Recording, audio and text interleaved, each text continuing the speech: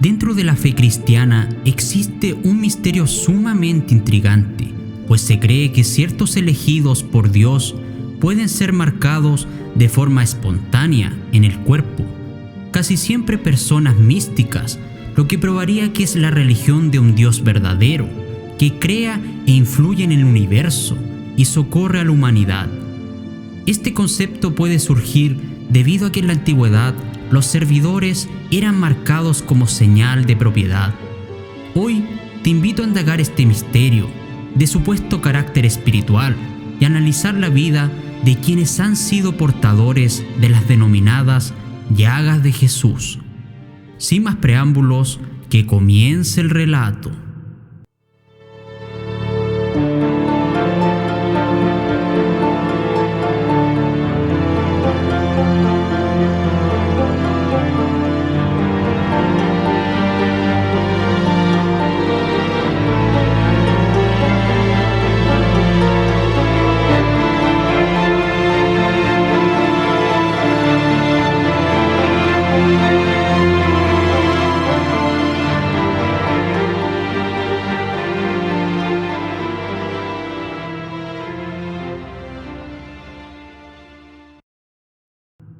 Estas heridas son similares a las infligidas sobre Jesús de Nazaret durante su crucifixión, según la iconografía cristiana tradicional, y van precedidas y acompañadas de tormentos físicos y morales. Suelen aparecer en las manos, pies y costado derecho, y a veces también en la cabeza y en las espaldas, lo que recuerda la coronación de espinas y la flagelación de Jesús de Nazaret. Dentro de las diversas confesiones cristianas se le atribuye diversos orígenes a los estigmas.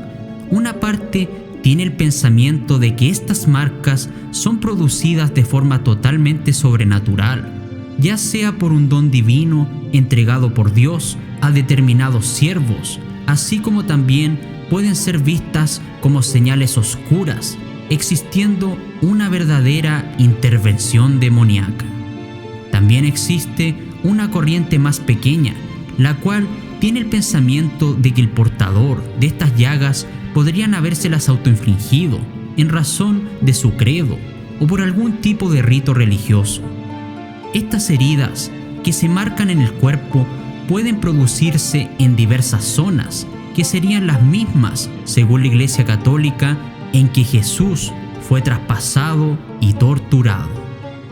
Se pueden encontrar heridas en manos o muñecas semejantes a las que le habrían causado los clavos a Jesús en su crucifixión, heridas también en los pies, heridas en la cabeza semejantes a la corona de espinas que portó Cristo, heridas en la espalda semejantes a los diversos latigazos que habrían sido infligidos a Jesús, y finalmente heridas en un costado que se asemejarían a la que le produjo la lanza romana que traspasó a Jesucristo. Ahora, una pregunta que cabe hacerse es qué sujetos a lo largo de la historia portaron estas supuestas marcas y si realmente podrían considerarse de un carácter divino. En primer lugar tenemos el caso de Francisco de Asís. El caso de la estigmatización de San Francisco de Asís destaca por la cantidad de testigos, unos pocos en vida, pero en mayor número luego de su muerte, que corroboraron la veracidad del hecho. En vida, el hermano León, aquel a quien Francisco dedicara su texto autógrafo, conocido como Bendición a Fray León, fue uno de los que acompañaron a Francisco al monte Alvernia en agosto de 1224, donde, según los escritos Buenaventura de Fidanza y otros documentos de la época, el pobre de Asís recibió los llamados estigmas de Cristo. Fray León fue el único testigo de los momentos previos a la estigmatización de San Francisco. Luego de la muerte de San Francisco, fueron numerosos los testigos que vieron sus llagas. Así relató San Buenaventura la verificación de las llagas de Francisco después de su muerte. Al emigrar de este mundo, el bienaventurado Francisco dejó impresas en su cuerpo las señales de la pasión de Cristo. Se veían en aquellos dichosos miembros unos clavos de su misma carne, fabricados maravillosamente por el poder divino, y tan connaturales a ella que si se los presionaba por una parte, al momento sobresalían por la otra, como si fueran nervios duros y de una sola pieza. Apareció también muy visible en su cuerpo la llaga del costado, semejante a la del costado herido del Salvador. En segundo lugar, mencionaré el caso del Padre Pío de Pietrelcina. San Pío, que podía leer los corazones y manifestarse en más de un lugar al mismo tiempo, fue un sacerdote exorcista, acechado por el demonio y perseguido por la Iglesia, que llegó a acusarlo hasta de fraude. En la actualidad, y por los milagros que se le atribuyen, es el santo italiano que convoca a más devotos en el mundo. En distintos puntos de países, su imagen se vuelve cada vez más presente gracias a los millones de fieles que lo veneran. Se dice que el Padre Pío tenía una constante lucha con el mismo diablo y sus demonios.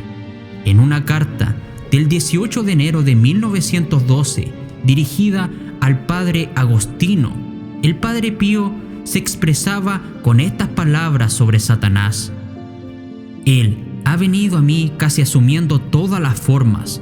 Desde varios días acá me viene a visitar junto con otros de sus espíritus infernales, armados de bastones y piedras. Lo que es peor es que ellos vienen con sus semblantes. Tal vez cuántas veces me han sacado de la cama y me han arrastrado por la habitación. Respecto al misterio de los estigmas, en su biografía oficial se relata que el 5 y el 7 de agosto de 1918 fue traspasado el corazón por un misterioso personaje celestial, armado de una lanza.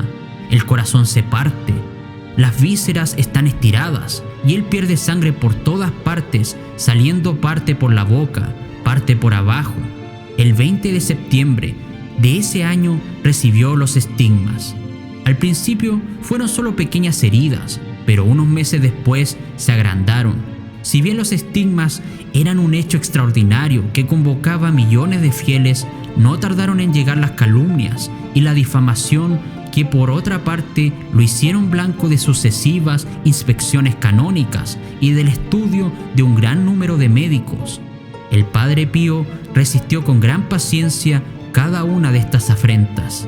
De acuerdo con lo expresado en sus datos biográficos, sin explicación racional alguna, los estigmas del Padre Pío permanecieron abiertos por más de 50 años. Tras su muerte ocurrida el 23 de septiembre de 1968, desaparecieron sin dejar ninguna señal. El científico Pietro Gerardo Violi, médico de la Casa de Alivio del Sufrimiento, dio su opinión científica sobre los estigmas del Padre Pío en una entrevista concedida a un diario italiano, señalando lo siguiente: como hombre de ciencia y de fe, puedo decir que me encontré algo extraordinario.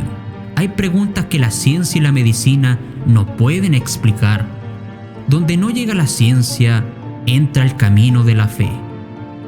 Finalmente, se puede señalar que sin lugar a dudas existen innumerables casos como los que he señalado, y como conclusión, por un lado la Iglesia Católica se muestra prudente, aunque reconoce situaciones en las que les da un gran valor a estos estigmas.